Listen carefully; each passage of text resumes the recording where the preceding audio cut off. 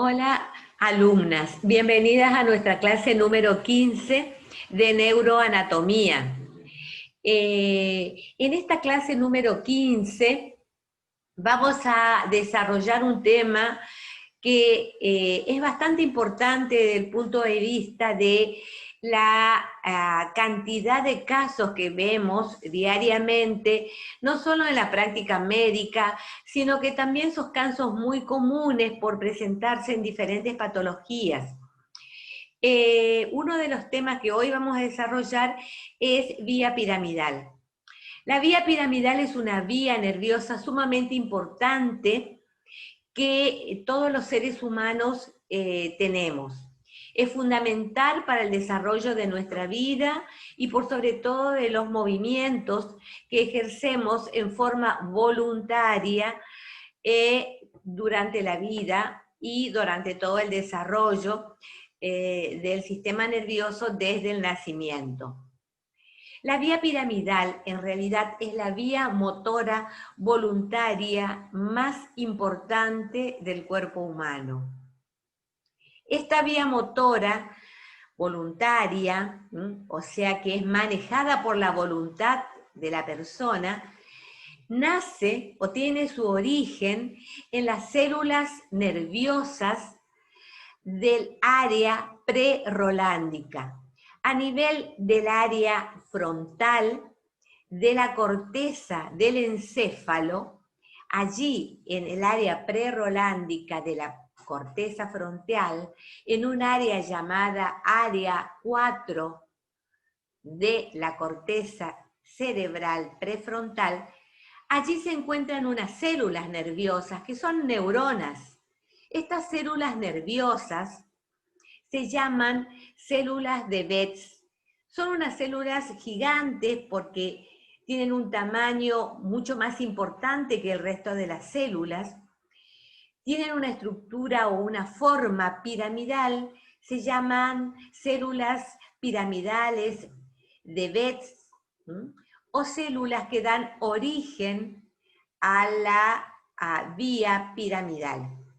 Estas células se caracterizan por presentar unos axones bastante largos, bastante pronunciados. Esta vía atraviesa en forma de abanico todo lo que es el encéfalo, descendiendo hacia la médula, específicamente descendiendo hacia el tronco encefálico, y desde allí, desde el tronco encefálico, van a producirse dos haces nerviosos. Uno son los haces de la vía piramidal llamados haces que van desde la vía piramidal a los núcleos de los pares craneales. Son los llamados haces córtico-nucleares. Son en realidad aproximadamente un 10 a un 10% de las fibras de estas neuronas de Betz. Esa es la rama más pequeña, es la que corresponde a los haces córtico-nucleares, que van desde la corteza encefálica, donde nace la vía piramidal, hacia los núcleos de algunos pares craneales como el 10, el 11, el 12 y el 9. También, y esta es la vía más importante que representa el 90% de la vía piramidal, desciende hacia el tronco encefálico y cuando desciende al tronco encefálico llega hasta el bulbo protuberancial. Que ustedes se acuerdan que nosotros ya habíamos dado el bulbo para el primer parcial. Las estructuras. Y yo les dije que en el bulbo se producían el entrecruzamientos de las fibras de la vía piramidal en dos estructuras que presenta el bulbo, que son las olivas vulvares, que son como dos protuberancias que se observan desde la parte de afuera y que van a representar el lugar donde se produce el entrecruzamiento de la vía piramidal. Por lo tanto, el 90% de los axones que forman el haz que desciende por el tronco encefálico y se entrecruza en el bulbo, conociéndose a ese entrecruzamiento como entrecruzamiento de la vía piramidal o cruzamiento vulvar. Como les dije, representa la mayoría de las fibras nerviosas que nacen en las células de Betz. Esta vía se llaman haces córtico-espinales. De esta manera, yo quiero que a ustedes les quede claro que la vía piramidal presenta un descenso de fibras o de axones que van a ir a los núcleos de los nervios craneales y que va a formar la vía córtico-nuclear, representada aproximadamente por un 10% de las fibras. Pero existe una mucho más importante que está representada por el 90% de las fibras. Como verán, es mucho más abundante el número de fibras que descienden, se entrecruzan a nivel del bulbo, y esta se llama vía córtico-espinal o córtico-medular. Podemos decir entonces que existe una vía córtico-espinal y una córtico-nuclear. La córtico-espinal desciende y a nivel del bulbo se entrecruza. No todas las fibras de la vía córtico-espinal se entrecruzan. Algunas descienden lateralmente por el lado que le corresponde, el derecho o el izquierdo. Y esas se llaman fibras ipsilaterales. Son mínimas, menos del 5%, pero también forman parte de la vía córtico-espinal, de la vía piramidal. Estos axones que forman la vía córtico-espinal descienden hacia diferentes niveles de la médula espinal y hacen sinapsis con células nerviosas que se encuentran en el asta anterior de la médula. Esta célula que se encuentra en el asta anterior de la médula tiene su cuerpo neuronal, el soma de la neurona, en el asta anterior de la médula. Y sus axones van saliendo de la médula a diferentes partes del cuerpo, desde la médula en su parte superior, que es la médula a nivel cervical, dorsal, lumbar. Desde allí van a salir estas vías nerviosas voluntarias y van a ir a ejercer su función en los diferentes músculos. Los músculos del brazo, del hombro, de la espalda, de las manos, de las piernas, de los pies, para ejercer su estímulo voluntario y que nosotros podamos hacer la vida normal de todo ser humano, como puede ser la aprehensión de los objetos, el hecho de caminar. Entonces podemos decir de que existen dos vías, córtico-nuclear y córtico-espinal. Pero también existen dos neuronas. Una neurona que son las células de Betz del área prerolándica de la corteza cerebral, a la que vamos a llamar motoneurona superior o primer motoneurona. Y una neurona que se encuentra en el asta anterior de la médula, que vamos a llamar motoneurona inferior o segunda motoneurona. ¿Esto para qué nos sirve a nosotros? Para hacer asientos de diferentes patologías que se puedan presentar.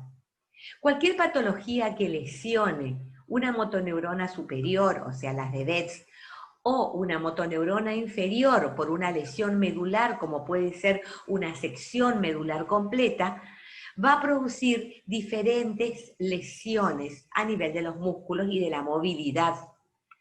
Por ejemplo, va a producir una alteración de los movimientos que nosotros, o pérdida total del movimiento, que vamos a llamar parálisis.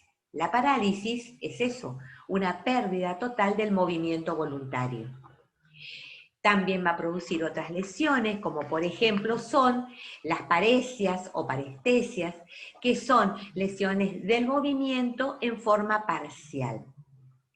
Una cosa es importante, cualquier traumatismo, lesión, hemorragia, que altere o que destruya en forma total o parcial la motoneurona superior, como por ejemplo, que es la célula de Betz, cualquier lesión de la motoneurona superior va a producir una parálisis del lado opuesto del cuerpo. Si se lesiona la motoneurona superior derecha, las derechas, por una hemorragia o por un traumatismo o por un tumor, por ejemplo, como causante de lesiones de motoneurona superior, lo que vamos a tener es una parálisis del lado contralateral. Cuando existen, por ejemplo, accidentes cerebrovasculares o hemorragias cerebrales del lado derecho, la parálisis va a ser del lado izquierdo. De igual manera, cuando existe una lesión de la motoneurona superior del lado derecho, la parálisis o la lesión muscular va a ser del lado contralateral. Si la lesión es derecha, va a ser una parálisis del lado izquierdo. Es eso lo que llamamos diferentes tipos de parálisis o plejías. Cuando yo hablo de una plejía, estoy hablando de un sinónimo de la palabra parálisis. Eso cuando se lesiona la motoneurona superior. Pero ¿qué diferencias existen si la lesión se produce, por ejemplo, por una sección medular, por un traumatismo, por una rotura de la médula completa o parcial a nivel de la columna, que es algo que pasa y es algo que se produce de forma bastante frecuente en accidentes de tránsito, en hemorragias, en traumatismos e inclusive en tumores. ¿Qué va a pasar si la que se lesiona es la motoneurona inferior, la que se encuentra en el asta anterior de la médula? Va a traer características distintas cuando hacemos un estudio semiológico del paciente. Por ejemplo, y yo les voy a subir este material de estudio como para que ustedes lo lean, y también ustedes deben buscarlo, pueden buscarlo en internet o pueden buscarlo en diferentes libros de neurología que tienen como bibliografía. Las características de la lesión, por un lado de la motoneurona superior y las características de las lesiones de la motoneurona inferior. Por ejemplo, cuando se lesiona la motoneurona superior, va a haber una tonicidad del músculo contraído, lo que nosotros llamamos una hiperreflexia. Va a estar contraído el músculo. Va a haber un exceso de contracción que llamamos hiperreflexia. Van a aparecer también algunos reflejos patológicos, como son, por ejemplo, el reflejo de Babinski, que sería bueno que ustedes lo lean como reflejo de Babinski. Es un reflejo patológico y pueden buscarlos. Yo lo voy a explicar en la próxima clase, pero es una característica de una lesión de la motoneurona superior. También aparecen clonus. Los clonus son movimientos repetitivos, movimientos voluntarios repetitivos de una determinada masa muscular. Los clonus serían movimientos del hombro o del brazo repetitivos o de la pierna. Esa es otra característica que presenta la lesión de la motoneurona superior.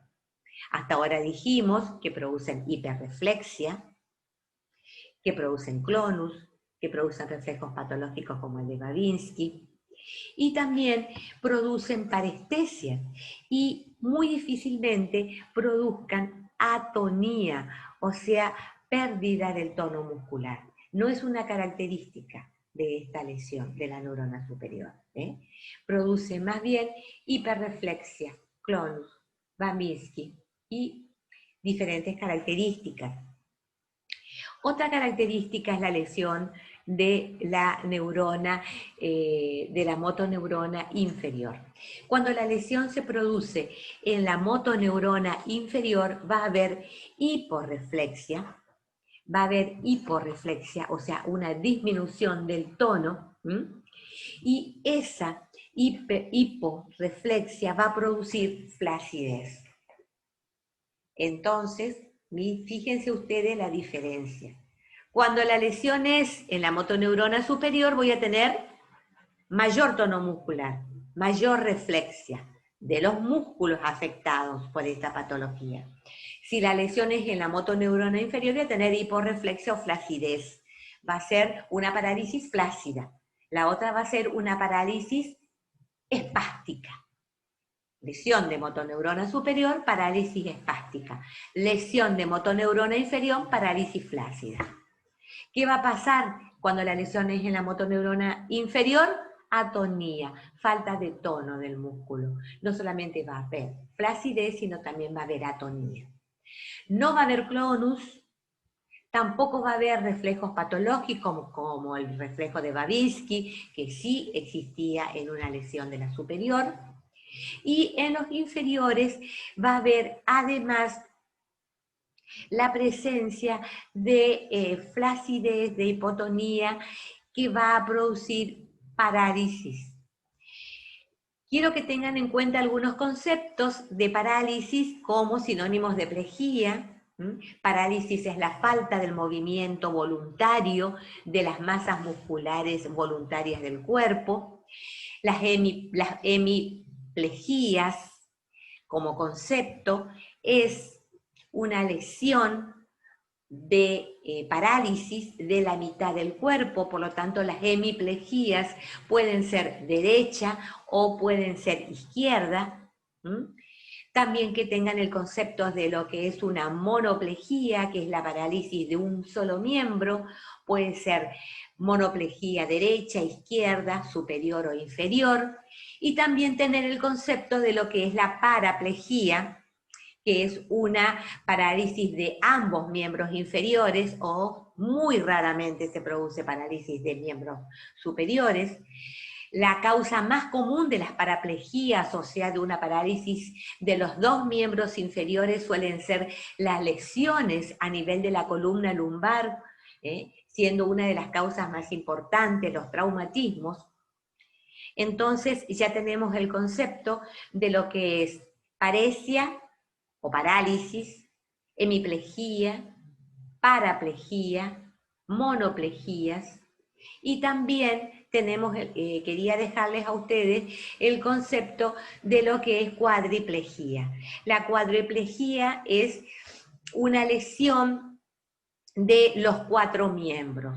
Es una situación clínica muy difícil de manejar porque el paciente pierde la mayoría de los movimientos voluntarios de todo el cuerpo, desde el cuello hacia abajo, por una lesión generalmente medular y completa desde la columna cervical para abajo, lo que a veces le hace muy difícil manejar algunos músculos, como por ejemplo los músculos de la respiración, que son los intercostales accesorios.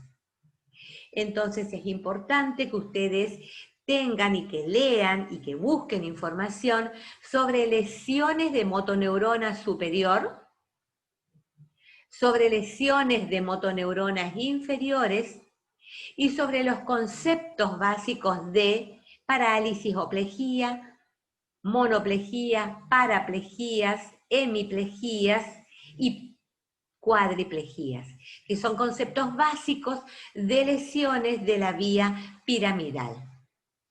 Esto es todo lo que yo quería transmitirle a ustedes en esta clase, que es la clase número 15, y vamos a continuar posteriormente con la clase número 16, que es la clase en la cual vamos a hablar de vía extrapiramidal, y vamos a hacer hincapié en algunas de las causas más frecuentes de lesiones en motoneurona superior y lesiones de motoneurona inferior de vía piramidal. Les dejo